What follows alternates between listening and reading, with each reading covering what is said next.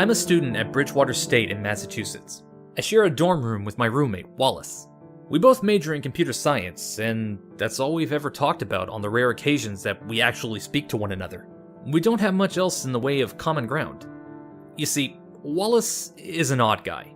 He's very socially awkward and doesn't have many friends, if any at all. I've only ever seen him talking to his professors and one time the janitor.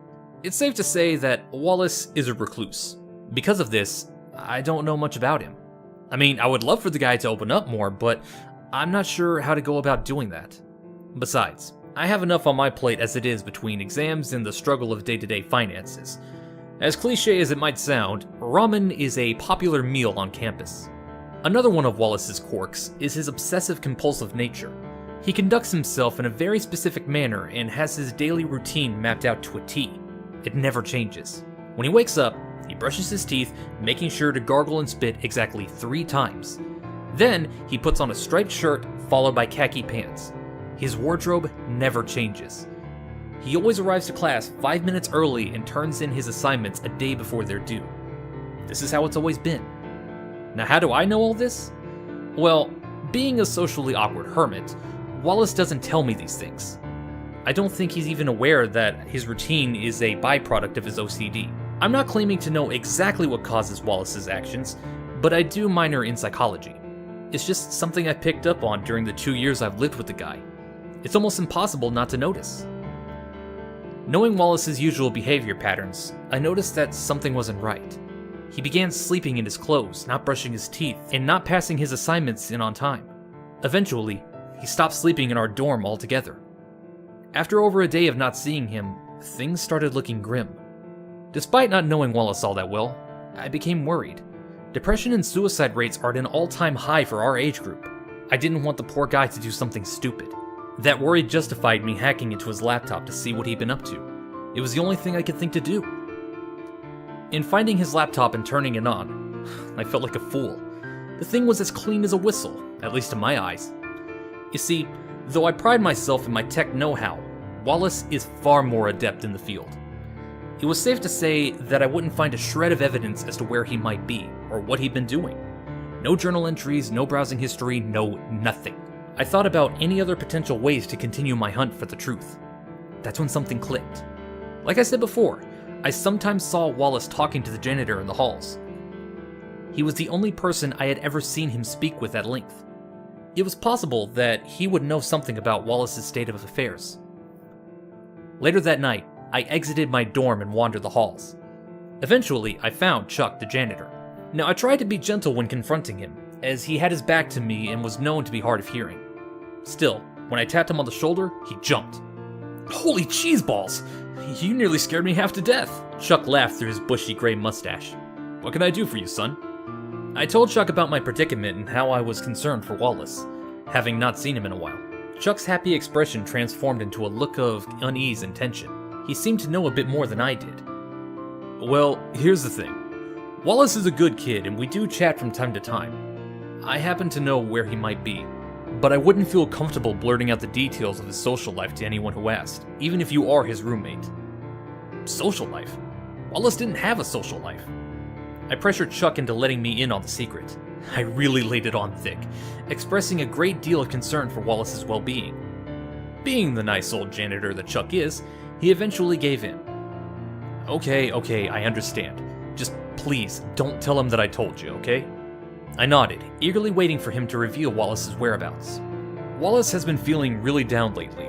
He's got no one to talk to but me. The kid wanted some friends. People that he could hang out with and talk to, you know? I listened closely for the details I so desperately sought after. So, Wallace went on something he called... what was it? The Deep Web? On there, he found a group of people. They called themselves the Clan of the Red Wolf, or something like that. They invited him to one of their meetings. That's probably where he is right now. He seemed pretty excited when he told me about it, in fact. It's all he's been talking about for the past week. There, that was it. That was the bit of info I needed, the key to finding Wallace. I thanked Chuck and gave him a goodnight wave as I ran back to my dorm room. From the sounds of it, Wallace got himself involved with another group of people who share in his interests, and eventually they invited him to hang out in real life. I had their quirky name, the Clan of the Red Wolf, and that's all I needed to find them on the deep web myself. Soon enough, I would be able to find my missing roommate. It took quite a while, but I finally managed to find a deep web forum pertaining to this so-called clan. It contained nothing but a description and a series of videos. Here's the description as it appeared on the site. Welcome to your new belief system. We are the Clan of the Red Wolf, and we are here to help. There are 7 educational videos on this site, each tailored to a specific belief that we want to share with you. You are asked to watch these programs to understand our doctrine. If you make it to the last one, you will be invited into our den. Good luck! The summary was bizarre, but nothing less than what I'd expected. Scrolling further, I noticed that all the videos were titled similarly, Day 1, Day 2, and so on. Naturally, I watched them. The whole series reminded me of old war propaganda. It was made in the style of a vintage cartoon starring a wolf as the main focus. Not a normal wolf, but a cartoon caricature version of one. Picture a character similar to Wile E. Coyote. In each video, the wolf learned a new clan value from the campy male narrator, not unlike old cartoons. The wolf comically goes against the narrator's wishes and suffers the consequences before learning his lesson. Every video ends with the narrator saying, "Join the pack, you never have to feel alone again." I guess that was the selling point for Lonely Wallace. I'll share with you a bit of the transcript from each video, along with any points of interest.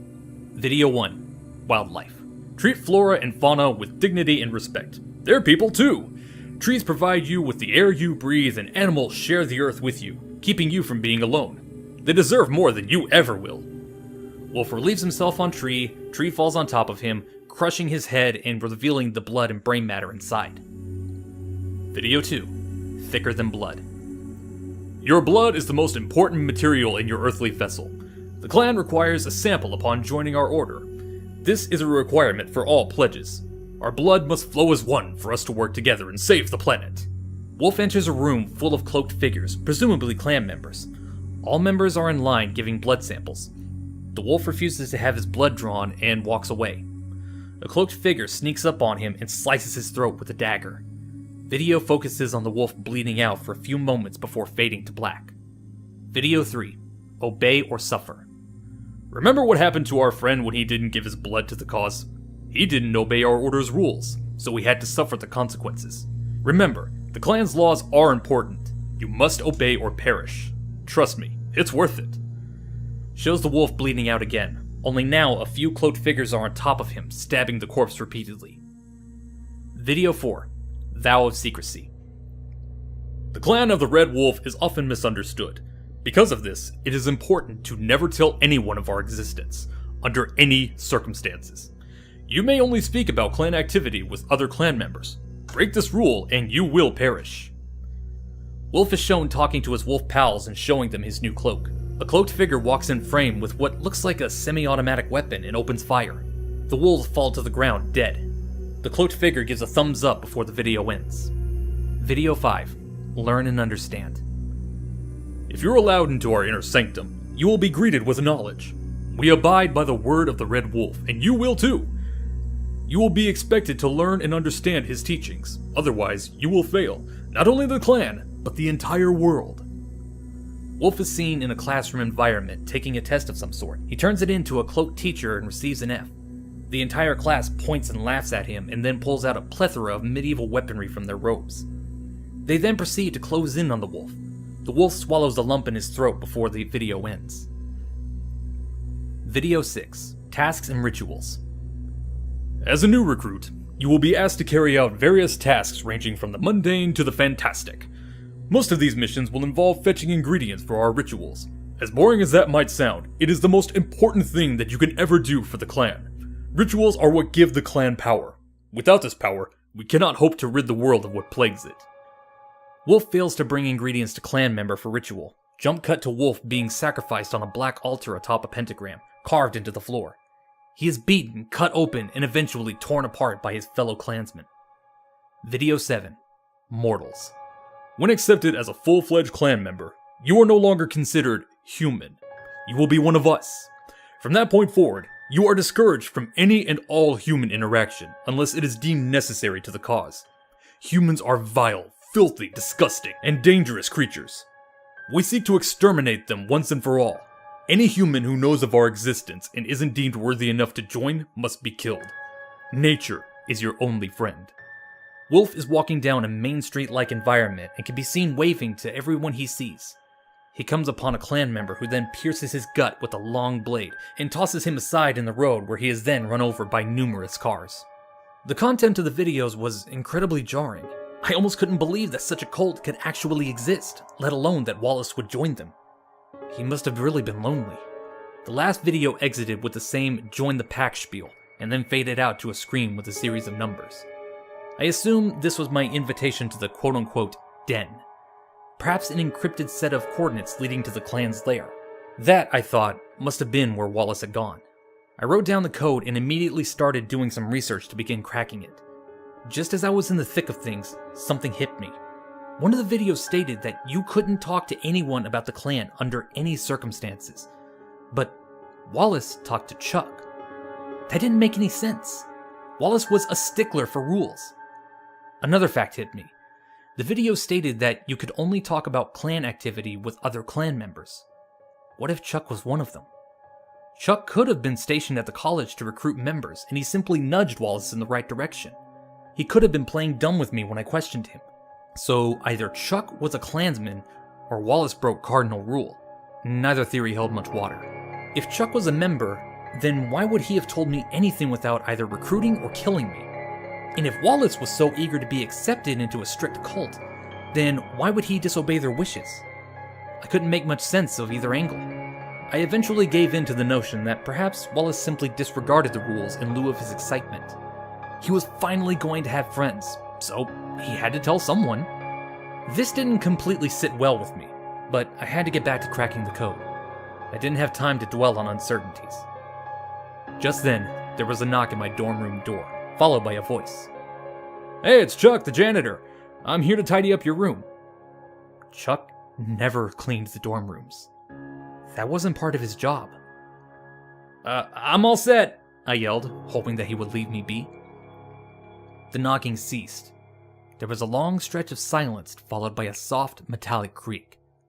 The doorknob was turning.